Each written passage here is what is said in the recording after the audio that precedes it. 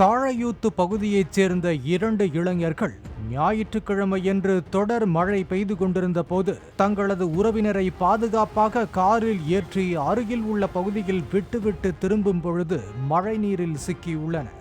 சிறிது நேரத்தில் வெள்ளம் அதிகரிக்க காரை வெள்ள நீர் இழுத்துச் சென்றுள்ளது. உடனடியாக காரில் இருந்த 2 இளைஞர்களும் கண்ணாடியை உடைத்து வெளியேறி நீர் இழுத்துச் செல்லப்பட இருவரும் அருகில் உள்ள மரக்கிளையை பிடித்துக் கொண்டு உயிர் தப்பியுள்ளனர்.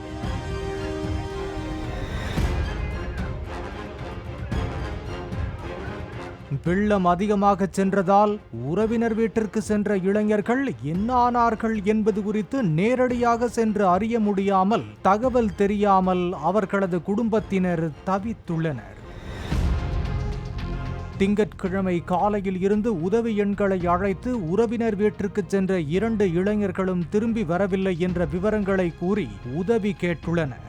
இதையடுத்து அந்த பகுதியில் ஹெலிகாப்டர் மூலம் ரோந்து சென்ற போது 2 இளைஞர்களும் மரக்கிளையில் தொற்றிக் கொண்டிருப்பது தெரிய வந்தது. அந்த இடத்தில் ஹெலிகாப்டர் மூலம் மீட்புப் பணிகளை மேற்கொள்வதில் சிக்கல் இருந்ததால் மாநில பேரிடர் மீட்புக் குழுவைச் சேர்ந்த காவல்துறையினர், பேரிடர் மீட்புப் படை சார்பு ஆய்வாளர் அர்ஜுனன் தலைமையில் சுமார் 1.5 கிலோமீட்டர் தூரம் வெள்ளம் இழுத்துச் செல்லும் பகுதியில் மோட்டார் படகுடன் சென்று 2 இளைஞர்களையும் பத்திரமாக மீட்டு வந்து அவர்களது குடும்பத்தினரிடம் ஒப்படைத்தனர்.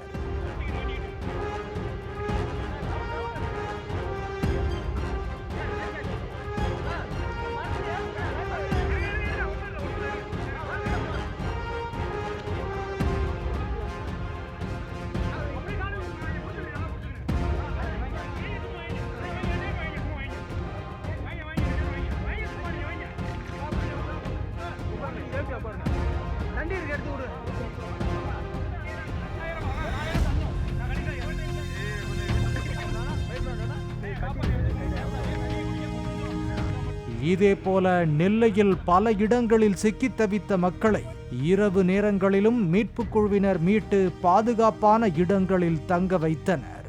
பாலிமர் செய்திகளுக்காக செய்தியாளர் சரவணகுமார்.